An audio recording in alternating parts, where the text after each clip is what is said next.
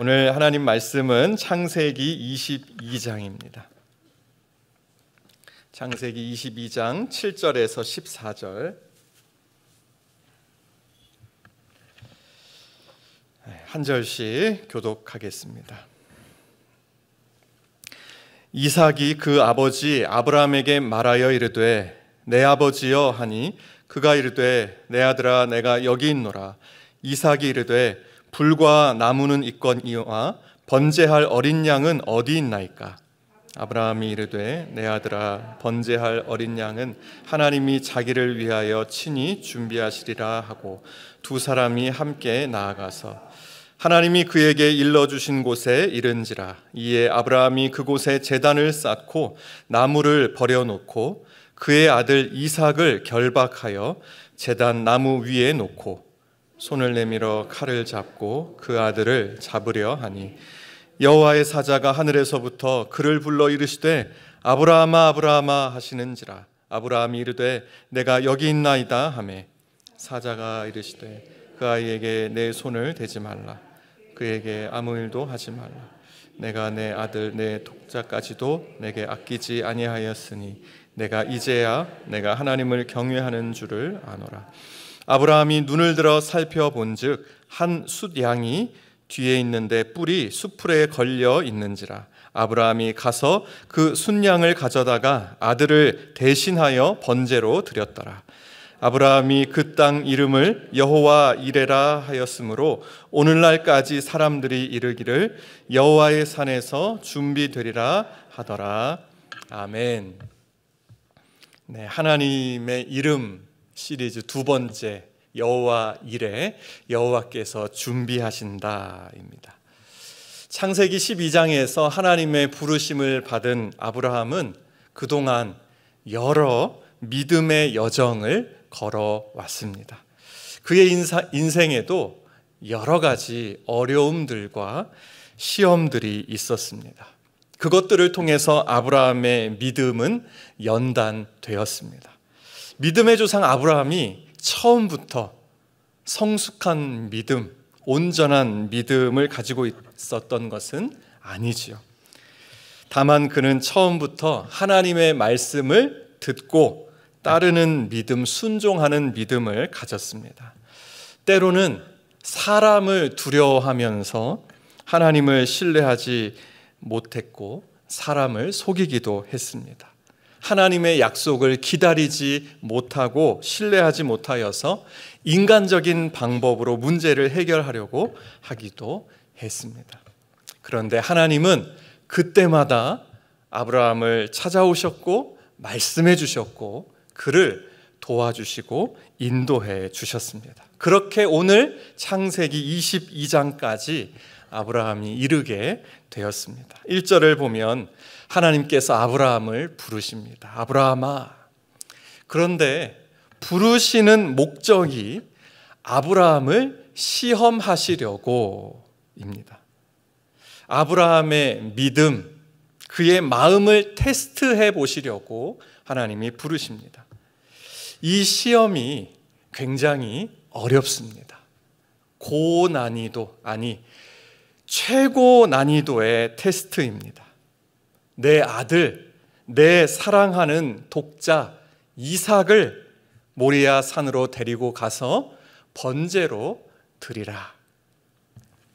여러분, 하나님께서 아브라함에게 이삭을 신학교에 보내라, 선교사로 보내라, 이 정도로 말씀하신 게 아니죠. 제가 전에 들었는데 우리 교회에 중년의 남자 집사님이 계십니다.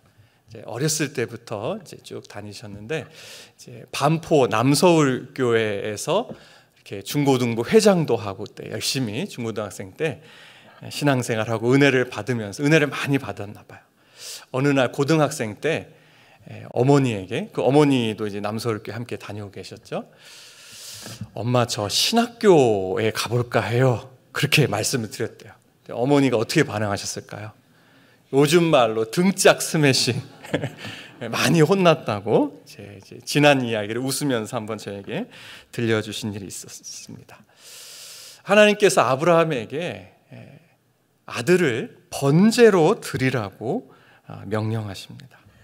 아브라함은 하나님의 말씀을 따릅니다. 순종합니다. 100세에 얻은 그 귀한 아들 이삭을 데리고 모리아산으로 출발합니다. 이삭은 번제에 쓸 나무를 짊어지고 아버지 아브라함은 불과 칼을 손에 들고 올라갑니다. 산을 오르던 이삭이 묻습니다. 내 아버지여, 불과 나무는 있거니와 번제할 어린 양은 어디 있나이까? 8절에 기록된 아브라함의 대답이 중요합니다. 내 아들아, 번제할 어린 양은 하나님이 자기를 위하여 친히 준비하시리라. 이 믿음 가지고 아브라함은 일찍 일어나 이삭을 데리고 모리아산으로 출발했고, 이 믿음으로 아브라함은 아침 일찍 일어나 지금 모리아산으로 가고 있습니다. 이삭과 함께 올라가고 있습니다. 뭐라고요? 번제할 어린 양은 하나님이 자기를 위하여 친히 준비하시리라. 이 믿음대로 아브라함은 준비해 놓으시는 하나님을 경험하게 됩니다. 14절에 여호와 이레라는 이제 문구가 나옵니다. 여기 이레라는 단어는 보다라는 뜻을 가진 히브리어 단어 라라는 동사를 어근으로 하고 있습니다. 그렇다면 여호와 이레라는 말은 여호와께서 미리 보고 계신다, 이런 의미로 해석할 수 있습니다. 나는 알지 못하지만 하나님께서는 미리 보고 계십니다. 미리 알고 계십니다. 우리는 시간의 제한 아래에서 살아갑니다.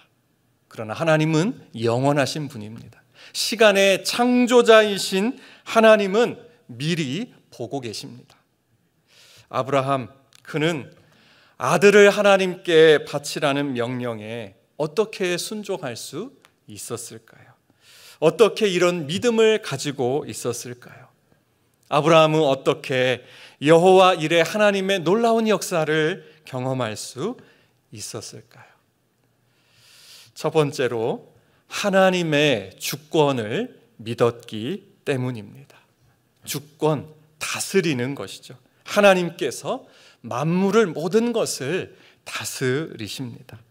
주권을 가졌다는 것은 권한이 있다는 겁니다. 권리를 가졌다는 것을 의미하기도 합니다. 권리가, 하나님께 권리가 있다는 것이죠. 아브라함에게는 자신의 사랑하는 아들 이삭이지만 그 이삭에 대한 권리가 하나님께 있다는 겁니다. 그것을 인정하고 따랐습니다. 왜요?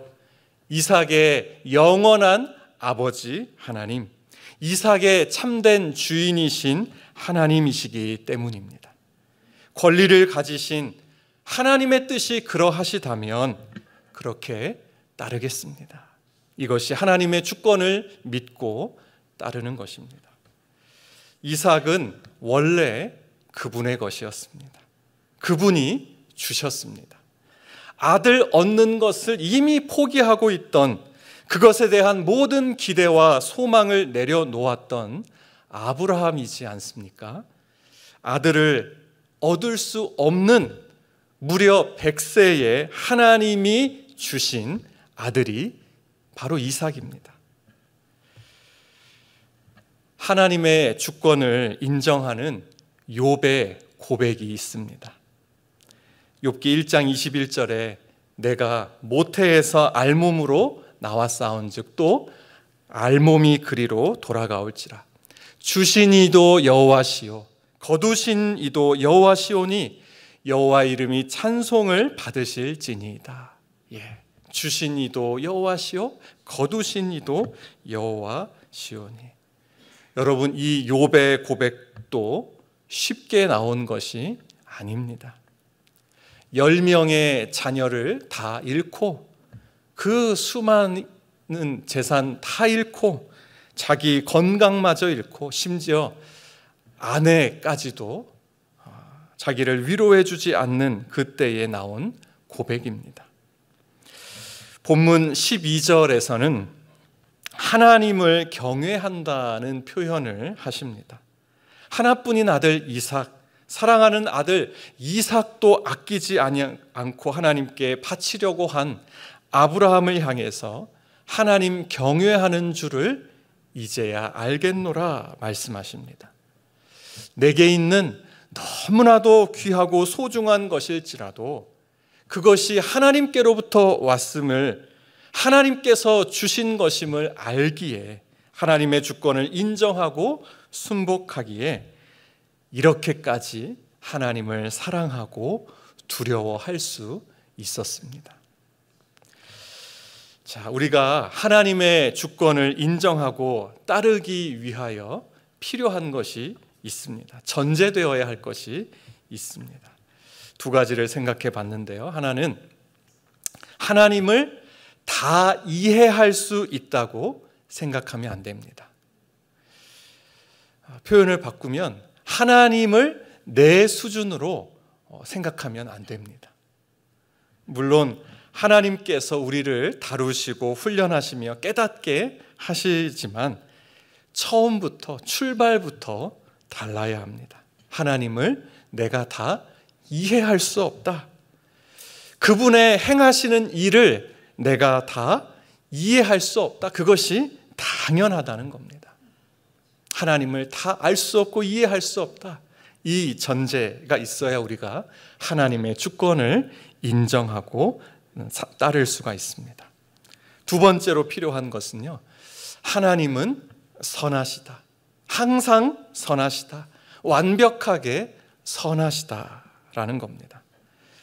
하나님의 어떤 결정은 선하시지만 또 어떤 결정은 선하지 않다. 선하지 않을 수도 있다. 하나님도 실수하실 수 있다. 은연중에 하나님을 이렇게 생각하는 것이죠.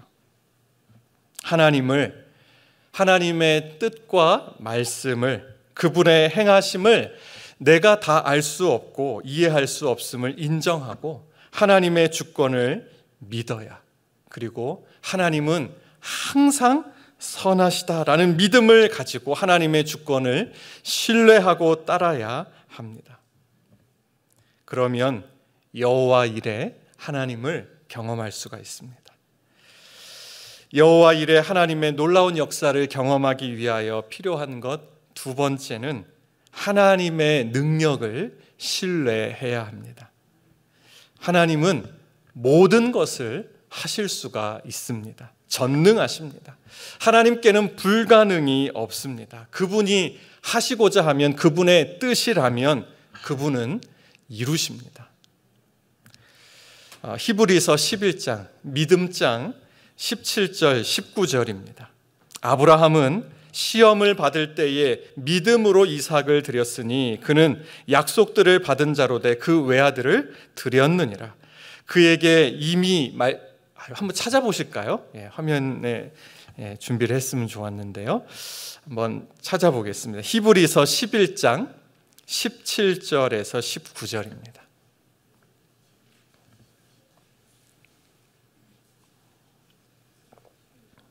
히브리서 11장 17절에서 19절.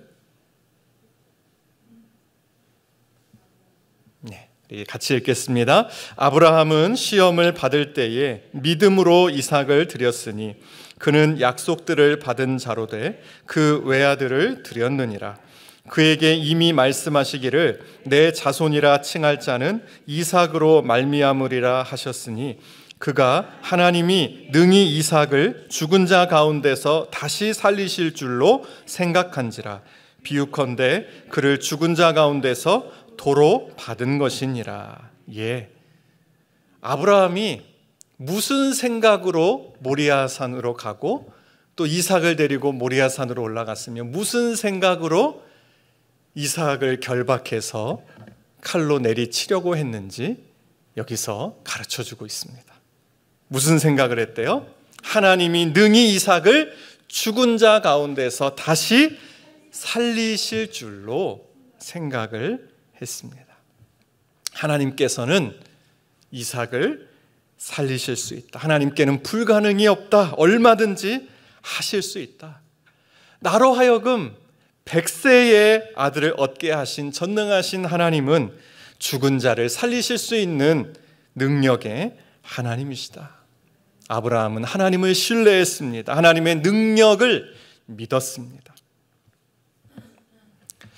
그 능력의 하나님께서 살아계시고 그 하나님께서 나를 사랑하시는데 하나님께서 그냥 팔짱 끼고 아무것도 안 하시고 계시겠습니까? 여호와 일에 하나님을 믿으면 모험을 할 수 있습니다. 하나님의 주권을 믿고 하나님의 능력을 믿으면 모험을 할 수 있습니다. 제가 모험이라는 단어를 사용했습니다. 믿음의 모험입니다. 모험이라는 단어의 사전적 정의는 위험을 무릅쓰고 어떠한 일을 하는 것입니다. 믿음으로 위협을 무릅쓰고 하나님의 말씀을 따르는 것이 모험입니다. 주저함을 떨쳐내고 시작할 수 있습니다. 일어날 수 있습니다. 앞으로 나아갈 수 있습니다. 모험으로 사는 인생이 됩니다. 믿음으로 사는 인생. 어떤 믿음이요? 여호와 일에 앞서 준비하시는 하나님을 믿는 믿음으로 모험하는 인생을 살아갑니다. 돈이든 사람이든 어떤 여건이든 마련되고 준비되어 있어서 하나님의 일을 할 수 있다고 생각한다면 아무 시도조차 안 할 수 있습니다. 모든 것이 안정적으로 준비되어 있고 안전이 확보되어야지 어떤 일을 시작한다면 하나님 수준의 일은 할 수 없습니다. 경험하지 못합니다. 준비하시는 하나님을 경험할 수 없습니다. 그저 내 수준의 일만 할 수 있습니다. 하나님의 뜻이라고 생각하면 하나님의 말씀, 그분의 명령이라고 여겨진다면 시작하고 도전해야 합니다. 그래야 여호와 일에 하나님을 경험할 수 있습니다. 2016년에 저에게 있었던 일입니다. 그때 제가 중고등부 사역을 한 지 10년이 되었는데요. 제 마음에 청소년들과 해보고 싶었던 것 한 가지가 있었습니다. 아이들과 지리산 종주를 해보고 싶었습니다. 같이 땀 흘리고 고생하면서 걸으면서 많이 대화도 나누고 서로 도와주고 챙겨주면서 잊을 수 없는 진한 추억을 만들고 싶었습니다. 아이들이 그렇게 해보지 못한 경험을 해보고 함께 목표를 이루어 보면 정서적으로 많이 성장하리라는 기대가 있었습니다. 그런데 그럴 기회가 없었습니다. 일단은 청소년 아이들이 그것을 싫어했고요. 또 제가 이전에 있었던 교회의 학부모님들이나 또 교회 목사님이 허락해 주시지 않으셨습니다. 그런데 2016년 6월에 갑자기 제가 그때 사역하는 교회 담임 목사님께서 청소년들과 국토순례를 해보라고 하시는 거예요. 목사님께서 전부터 청소년 사역자들에게 국토순례를 한번 해보라고 말씀하셨는데 한 번도 실행이 안 되었다고 하시면서 최 목사가 한번 해봐라고 하셨습니다. 지리산 종주는 아니지만 국토순례도 좀 비슷하지 않습니까? 한번 해보고 싶었던 것이었지만 막상 이제 하려니까 막막하고 걱정이 되었습니다. 국토순례를 위해서 가지고 있던 자료도 없고 경험도 없었습니다. 그런데 2, 3주 안에 준비를 해서 참가자 모집을 해야 했습니다. 제가 뭘 했을까요? 어떻게 했을까요? 맞습니다. 기도부터 시작했습니다. 하나님께 지혜를 구하고 인도하심을 구했습니다. 그리고 인터넷에서 국토순례에 대한 자료를 찾으면서 공부했습니다. 그러다가 발견했는데 마침 국토순례를 다룬 다큐멘터리 영화가 있더라고요. 배우 하정우 씨와 공효진 씨가 주연으로 나오는데요. 577 프로젝트라는 영화 모르시죠? 아마 보신 적이 없을 겁니다. 전혀 흥행이 안 된 영화입니다. 하정우 씨가 만들고 싶어서 그냥 만든 영화더라고요. 이 영화를 보면서 국토순례를 위해 필요한 것들, 준비해야 될 것들을 디테일하게 알게 되었습니다. 그리고 네이버 지도를 열심히 보면서 대략적인 코스를 결정했습니다. 가야 하는 때가 8월 첫째 주간이었거든요. 그 더운 여름에 어떻게 잘 적당한 거리를 또 안전하게 갈 수 있을까? 함께 고민하고 의논할 사람도 없었어요. 저 혼자 기도하고 저 혼자 고민하면서 결정했습니다. 나중에 이제 어느 정도 준비를 하고 나서야 함께 섬길 스태프들을 모집하고 세울 수 있었습니다. 대략적인 코스는 의정부에서 출발하여 양주를 거쳐 파주까지, 최종 목적지는 파주 임진각 통일전망대이고 거기서 이제 더 가서 땅굴 체험까지 하고 돌아오는 것이었습니다.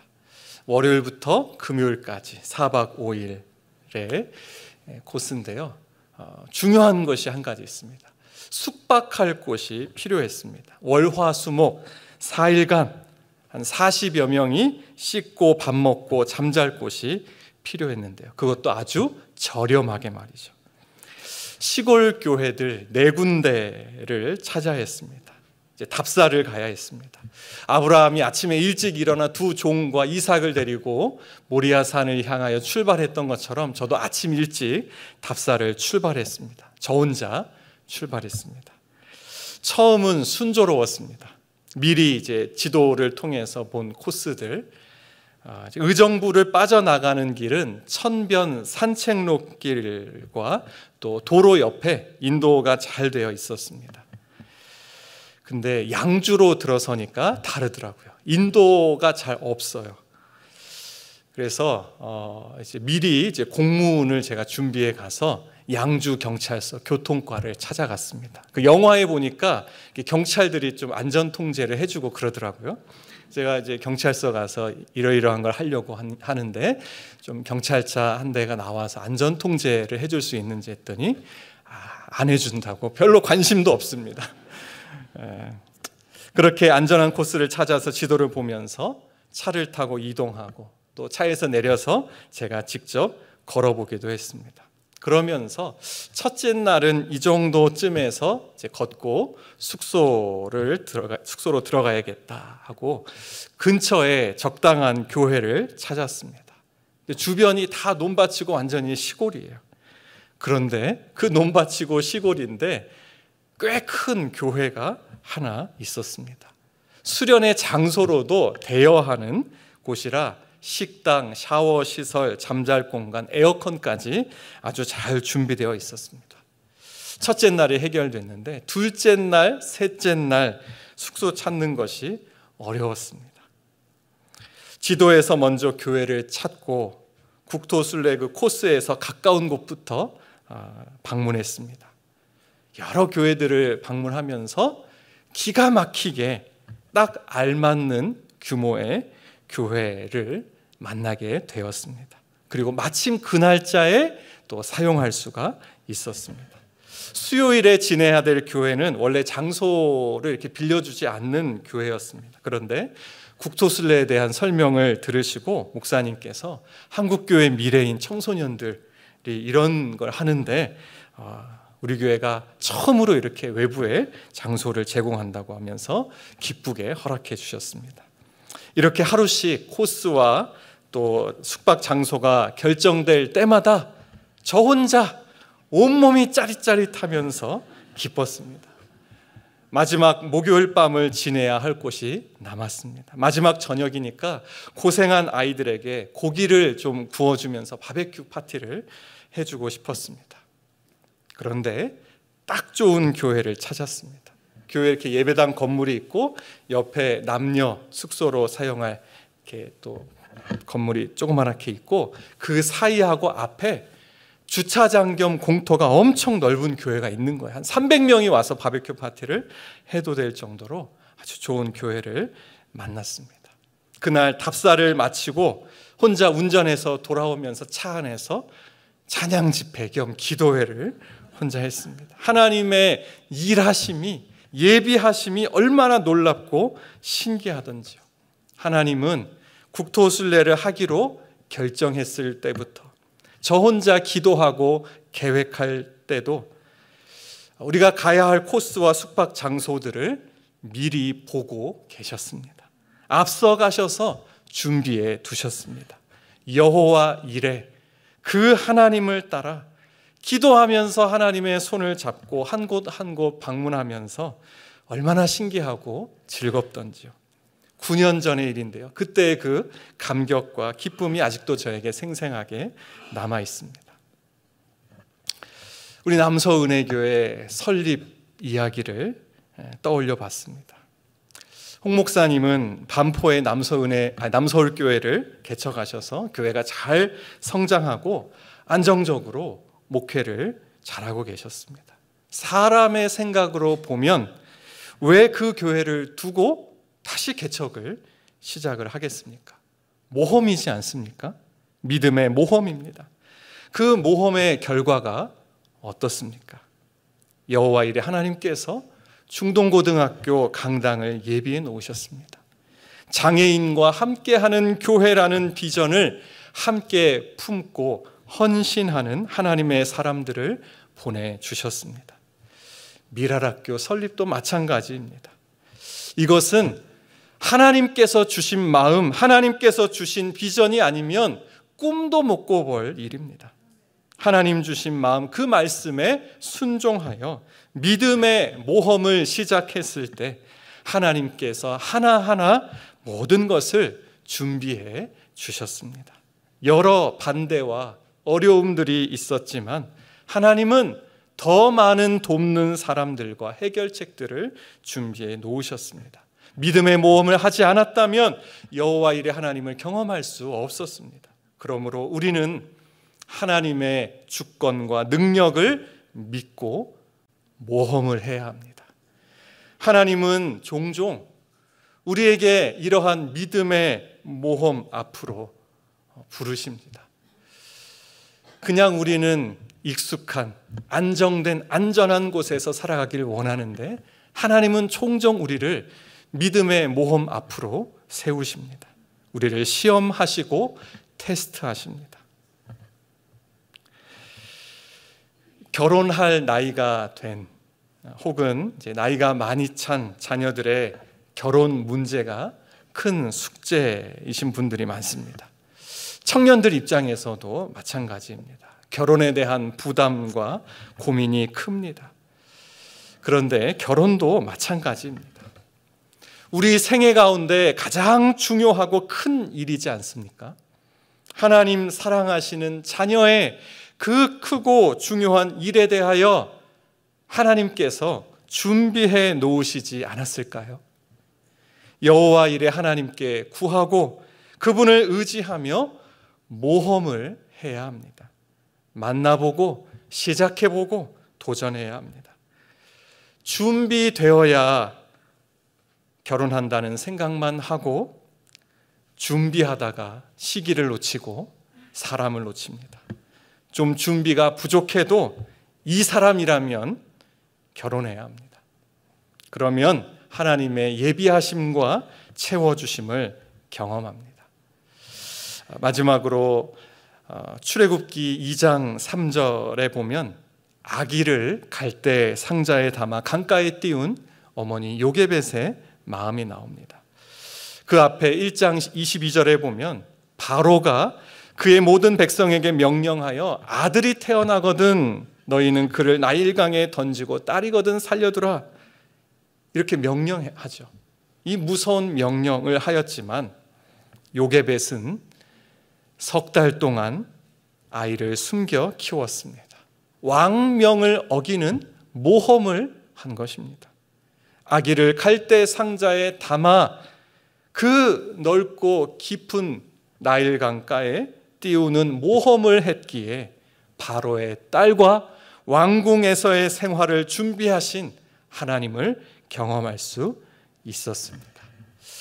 아까 요게벳의 노래 우리가 찬양했는데요, 설교를 마치면서 이 찬양을 함께 부르고 기도하기를 원합니다.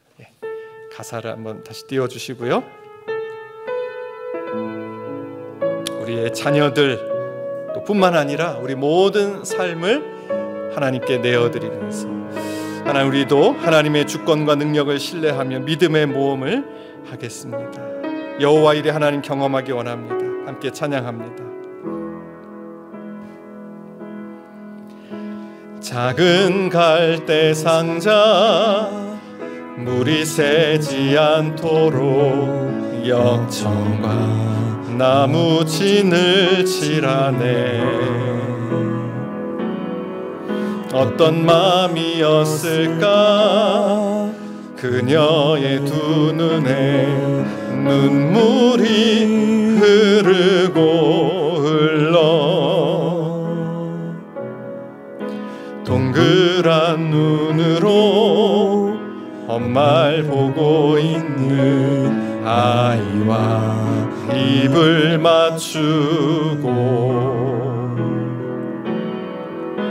상자를 덮고 강가에 띄우며 간절히 기도했겠지. 정처 없이 강물에 흔들흔들 흘러내려가는 그 상자를 보며 눈을 감아도 보이는 아이와 눈을 맞추며 주저앉아 눈물을 흘렸겠지. 너의 삶의 참 주인, 너의 참 부모이신 하나님 그 손에 너의 삶을 맡긴다. 너의 삶의 참 주인, 너를 이끄시는 주 하나님 그 손에 너의 삶을 드린다. 그가 널 구원하시리, 그가 널 구원하시리, 그가 널 이끄시리라, 그가 널 사용하시리, 그가 너를 인도하시리. 너의 삶의 참 주인, 너의 참 부모이신 하나님 그 손에 너의 삶을 맡긴다. 너의 삶의 참 주인, 너를 이끄시는 주 하나님 그 손에 너의 삶을 드린다.